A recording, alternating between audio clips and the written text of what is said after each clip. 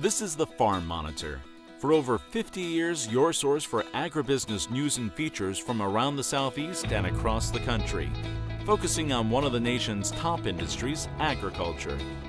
The Farm Monitor is produced by one of the largest general farm organizations, the Georgia Farm Bureau.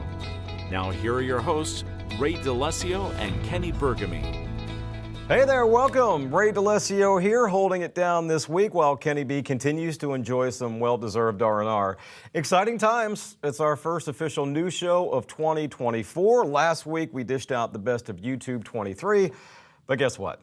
We're moving on, bringing you a fresh outlook and a list of news stories, including some real gems.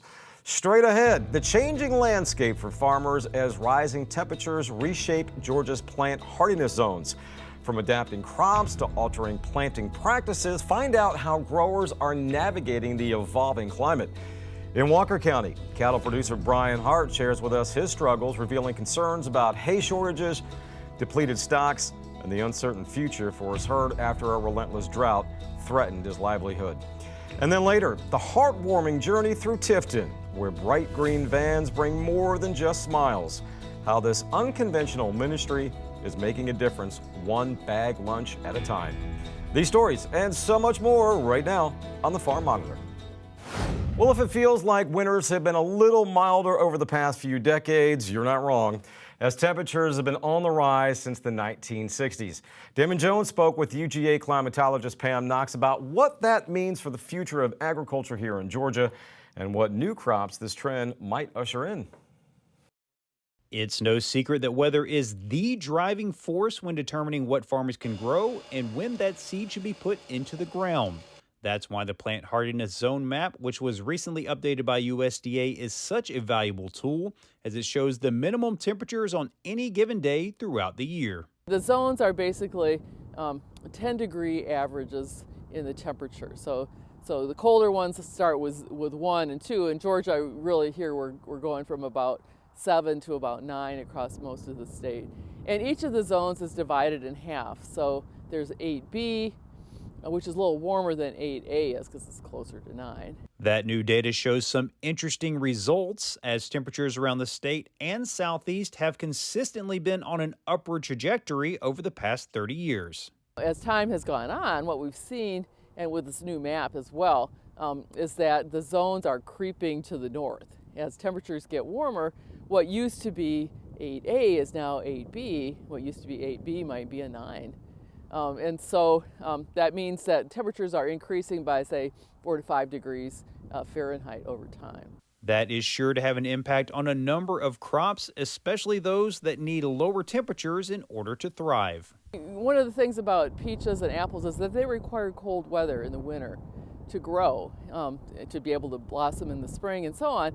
And so some of the varieties that used to work are not going to work very well because they're not going to get enough cold weather in the winter. And farmers know this. They're diversifying by planting in varieties that require fewer chill hours. It's not just the varieties that need to be adapted, but also some different practices and timing when planting season rolls around. For something like corn, which doesn't like hot weather very well, one adaptation strategy might be planting a little earlier in the year, because the soil is going to warm up as well under these warmer temperatures. And so that gives them the opportunity of getting that corn in a little bit earlier and giving them a little bit more time later in the growing season to maybe put in a second crop, so more double cropping. And this warmer climate could open the door for even more growing options for farmers in the future. Olives is another crop that's starting to be grown in Georgia. Who would ever have expected Georgia, because we're so humid? They have to manage it a little bit differently, but olives are something that's being grown. And in fact, this year for the first time, I believe there's commercial Georgia olive oil on some of the shelves in some of the specialty shops. As for why this new study can be valuable for growers on both the large and small scale. Weather is, of course, one of the biggest driving factors of agriculture, so they need to know what to expect because that's going to determine even what kind of seeds that they buy before they even put anything in the ground. But it's going to also determine how much money they can make. And farming is a business, and so they have to be able to make money. Reporting from Oconee County, I'm Damon Jones for the Farm Monitor. Many opportunities for change and improvement in U.S. dairy policy are back on the table or are in the formal rulemaking process. Daniel Munch, an economist with the American Farm Bureau Federation, says the Farm Bill extension delayed work on some of the priorities. Also continuing this year are the federal milk marketing order hearings, which will resume in mid-January.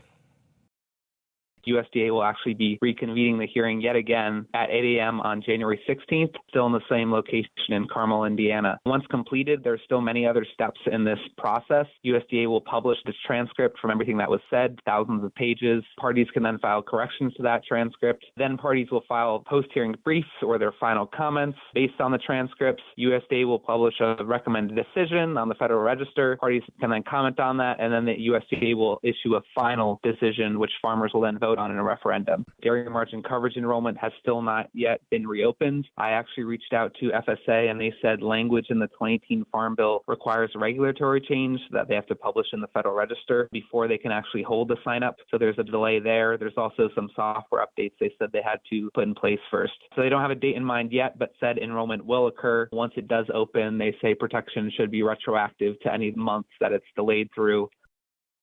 Well, this past fall was a difficult one for producers in northwest Georgia as the region got next to nothing when it came to rainfall. Thankfully, things have changed in the last few weeks. However, as our John Holcomb reports, producers are still dealing with the effects and will be for a while.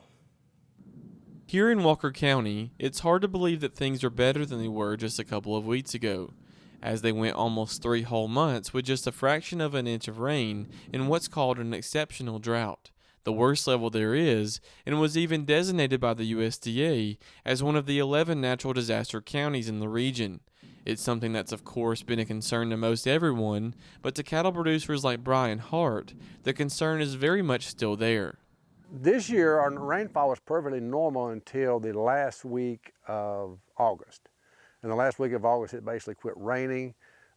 This area has been in a drought for all of September, all of October, all of November, and started into December. We have had some rains the last part of November, and some rains early December, and rain forecasted this weekend, which is hopeful, but it's just been a terribly, terribly dry time for those months. And it affected our fall grazing. We really don't know yet how it's going to affect our hay crop next year. As you can tell, most, if not all of the forage is long gone into dormancy, which has forced Brian to start feeding hay early this year. We typically graze our fescue pastures up until mid-November, early December with good rain, and we don't put up that much hay. But our hay consumption this year has been extremely high since really about the middle of September because there's just been no grass. As you can see from looking in the fields there, it's really dried up. Some of the fall grasses that we normally have in the early start we get on fescue just not there.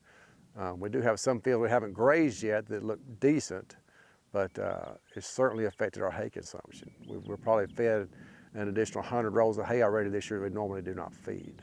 Of course, having to start feeding hay earlier than expected has caused his hay stocks to be depleted much faster than normal, which has caused him to have to purchase more hay to make sure they have enough to last him through the winter. We have actually purchased some hay just to make sure we have enough. I think we have enough. A lot of it depends on what the grass does when it does start raining, because that's what nobody knows. With this so dry September, October, November, if it starts raining normal in December, we don't know what the grass is going to do behind that rain. So we have bought an additional 150 rows of hay that we're going to feed if needed. One thing that's concerning to Brian is the long-term effect on his herd, as he relies on winter grazing to help maintain his cattle's weight. But without it, he's afraid they may come up short when it's time to sell. In the calf business like we're in, we don't know, we typically wean off 650, 700 pound calves every spring, along May or June time frame. We don't know what those weights are going to be because of the shortage of grass. Now, we got plenty of hay to feed them, but they'll gain a lot better if they have some grass to go with it. So that's another way that it very easily could affect us. As you can see, drought conditions have lessened in the last couple of weeks, but most of the northwest Georgia area remains in severe drought conditions, and it's unclear when those conditions will ease up. Reporting in Villanelle for the Farm Monitor, I'm John Holcomb. After the break, the mission that's feeding hungry hearts and hungry stomachs, and the volunteers who turn ordinary weekends into extraordinary acts of compassion.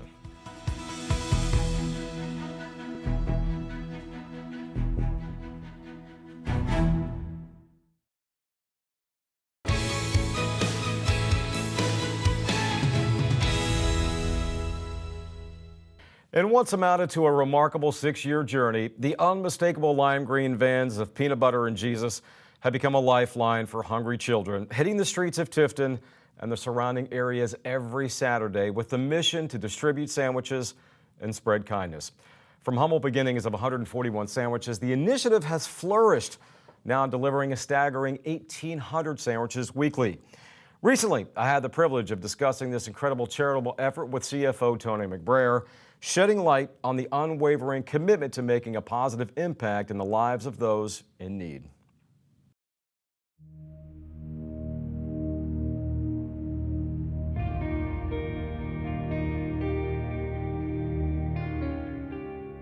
Why Peanut Butter and Jesus? Was there a need down there in Tifton that somebody saw that says, we need to do this? So take us from the beginning. Okay, the way it started in Tifton was back in 2017. The pastor of our church at the time was praying about some kind of community outreach that our little small church could do. And he kept driving by these 2 green vans down in Lakeland, Georgia, that had Peanut Butter and Jesus on them and looked like grass was growing up around them. And so he started asking around till he got the phone number to the right man. And the man explained that they had done the ministry in Lakeland for about 6 years and their volunteer base had dried up. So he said, if you'll take it and start it in Tifton, we'll donate the 2 vans to you. So I always say God kind of dumped it in our lap, so we had to do something with it. But we did start here in Tifton in September of 2017, so a little over 6 years ago. And Tifton County is probably 60% poverty with school kids. And so we were concerned about kids having something to eat on the weekends. And so that's why we started the ministry here, just trying to make sure they do have something to eat on the weekend, just let them know somebody cares about them and loves them, and give them an encouraging word and that type of thing every weekend. What all comes in the bags that you guys prepare and fix for people? We do put a peanut butter and jelly sandwich. We put a snack of some sort. We put a little juice, and 8-ounce juice in there. And then we always put a Bible tract, a little message, something like this in there to tell them about Jesus. And we usually do it in cartoon form so the kids, be more likely to read it. And that also gives them, hope and an inspirational message every weekend. So sometimes we get other things donated to us. We have distributed blankets, socks, Bibles, extra snacks. Sometimes we get big bags of chips and we'll give them those in addition to the lunch bags. We hand them out. So we built quite the rapport with the kids in the neighborhood and in the community over 6 years. And you think about it, you see start out maybe somebody was 4 years old. Now they're 10 years old. So we've watched them grow up. You guys do this every weekend, and sometimes, people lives are busy, people have busy schedules, but yet you still get people to turn out weekend and weekend out every single weekend, and they're helping, they're donating their time. And does that just kind of blow you away as well? It does. 52 weekends in a year, and very few times do we not have some type of group signed up, whether it be other churches. And that's one thing we did very smartly now that we look back, was make it a community ministry from the start. We didn't try to make it about our church. We don't make it about any certain denomination. We make it a community ministry, and we have churches from all denominations come in to help us. We have civic groups come in. We have school clubs, key clubs, beta clubs, all type of people come in. Sometimes a business would organize their employees because that particular business wants to give back to the community. And so we just fill up the calendar every year, and we give God the praise for that, because we could not do it by ourselves, that's for sure. For people who want to get involved, maybe watching this, and they say to themselves, I want to be a part of this, how could they do that? Who do they need to contact? They contact me, and I don't mind giving them my number. It's 229-392-7774. I have an email, which is tony@peanutbutterjesus.org, and they can contact me. And maybe somebody watching is in another town or another state. We have a little pamphlet, about peanut butter and Jesus we can send them. We also have a startup guide. A lot of people say, we'd like to start this in our community. How can we do that? And we have a startup guide that we can send them. And we know of about 35 to 40 other chapters of Peanut Butter and Jesus that has sprung up across the country. We have 3 or 4 out in Oklahoma, Texas, Kentucky, Ohio, Louisiana, Florida, others here in Georgia. So we would love for it to spread, pun intended, across the United States. And it's my dream that maybe one day even another country would start up a chapter of peanut butter and Jesus.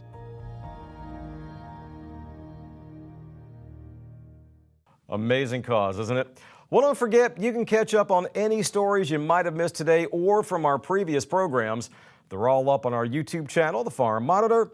We've got a ton of content covering a variety of subjects, and the best part is our archive goes all the way back to 2009. And while you're there, give us a click and a like on the Farm Monitor Facebook page. We love staying connected with our viewers.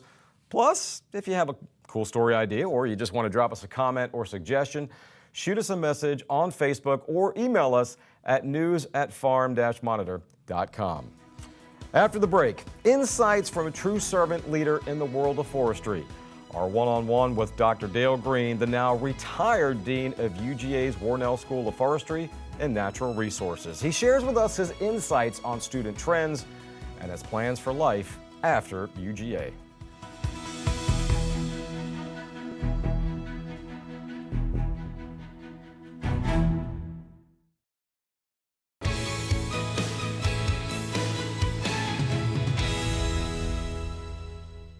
So, have you heard about Georgia Farm Bureau's podcast? The Growing On podcast is all about keeping you in the loop with important ag news, issues, and topics right here in Georgia. You can hear all the episodes by visiting GFB's website or by searching popular platforms like Apple Podcasts, Spotify, or Google Play. Finally this week, as we usher in a new year, the UGA Warnell School of Forestry and Natural Resources embarks on a quest for a new leader, someone to fill the shoes left vacant by the retirement of Dean Dale Green. After an illustrious career spanning nearly 4 decades, Green not only shaped the future of foresters, but also earned a place in the Georgia Foresters Hall of Fame.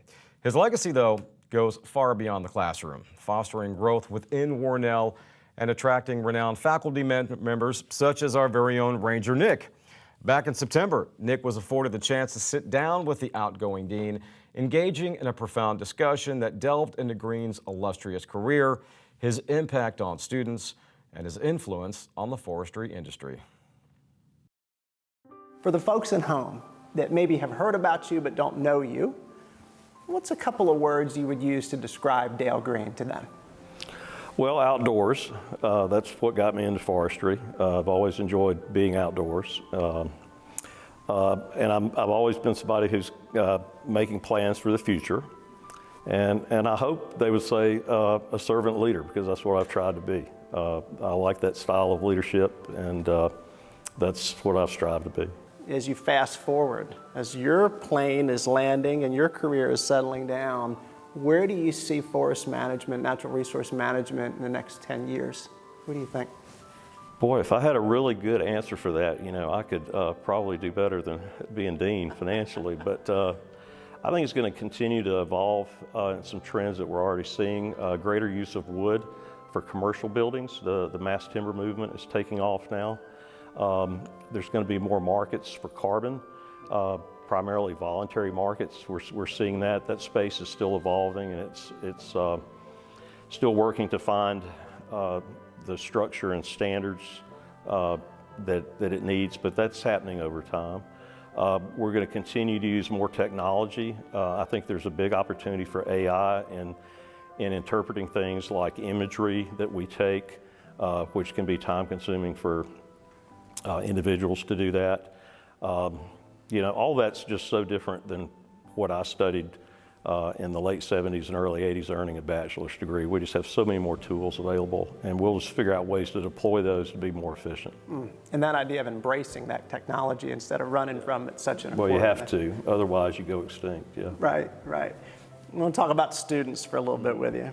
You know that that's my passion in this job, and just being around you for the past couple of years in the Warnell School and observing you from the outside, your passion seems like it's with students as Absolutely. well, and teaching. And that's really neat to see in a leader.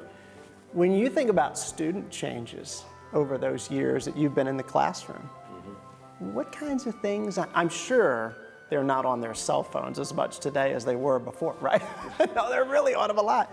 But what kind of changes have you seen over students over that time? Well, At times, I think there are more similarities than there are changes, but there are some key changes. They obviously grew up around technology, and it's been a part of their life forever.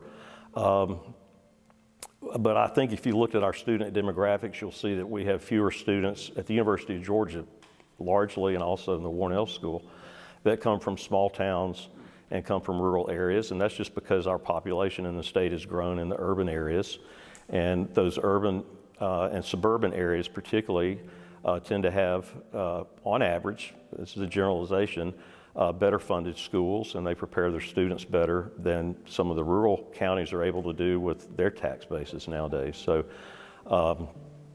we also have students that increasingly have not grown up hunting or fishing. So we now have, learn to hunt classes for students to introduce them to that. A lot of them have discovered the out of doors, not by really recreating out of doors, but by watching shows on TV or going to camps. So we've had to adapt and to a different student coming in, and they've had to adapt too. A lot of our management takes place out in the smaller towns in the rural areas. So if you've grown up in a big city with all sorts of stuff available, it may be hard to adjust to living in a 10,000 person or a 5,000 person community. But it goes both ways. They have to learn to adapt to what natural resource management is, and we learn a lot from them because increasingly we're also doing natural resource management in those urban areas. Right. And you're a forestry person, you're a forestry expert in the industrial forestry side, but you have always appreciated and respected and celebrated the social sciences, parks, rec, tourism management, the wildlife, the fisheries, the water resources, and that's been another piece, I think, of your leadership that even though your disciplinary background is in forestry, you have respected and appreciated that collaboration as we manage natural resources. That's well, my family and I have always enjoyed kayaking rivers and fishing and hunting and camping and the state parks and national parks, just, outdoor interest are what we do. And so, yeah, that helped. And that was something I wanted to learn even more about as dean, because I knew the forestry sector quite well, but I wanted to understand those other disciplines well enough to have the trust of the faculty that I was also looking out for those areas. What's next for you? Once retirement does come at the end of December, what's next and your plans for continuing to be involved in natural resource management? What do you think? Well, I don't really have any firm plans other than to not have plans for the next, for the first 2 or 3 months. Got a few things we want to do to get our home at Lake Hartwell in shape for retirement, and I've been putting those projects off, so I'll tend to those and check on my parents in Arkansas more often, and be outdoors more. Haven't been in the woods as much in the fall or on the fish in the spring as much as I would hope to be in the future, but basically that's it. And as opportunities come along, I may consider plugging in some ways, but I'm not looking for another full-time job. I'll do some gigs or do some volunteer work or things like that. Well, I hope you'll pick up the phone if I call you or another one of our faculty members calls you for some advice or mentoring. Absolutely. That's good. Well, let me just say, I so appreciate your leadership, and I so appreciate this opportunity today, and we really look up to you. We really do, and we're going to miss you. Big shoes to fill, and we're excited about that next step, but we know you won't be a stranger. Well, thank you, and I'm sure the university will hire somebody that can step in, and we had a great faculty and staff and awesome alumni base, and so with all that to work with, I'm sure there's going to be quite a few people throwing their hat in the ring. Hope so anyway. It's going to be exciting. Thanks, Dr. Green, you for bet. today. Really appreciate you. Thank you, Thanks. Nick. Appreciate you. Great job, Nick. Well, before we send you on your way, friendly reminder that for all the latest ag news regarding food, recipes, and what's happening on Georgia farms, be sure you check out all of our social media platforms, including farm-monitor.com. For everyone here at the show, take care, stay safe, and we'll see you right back here again for another Farm Monitor. Have a great week.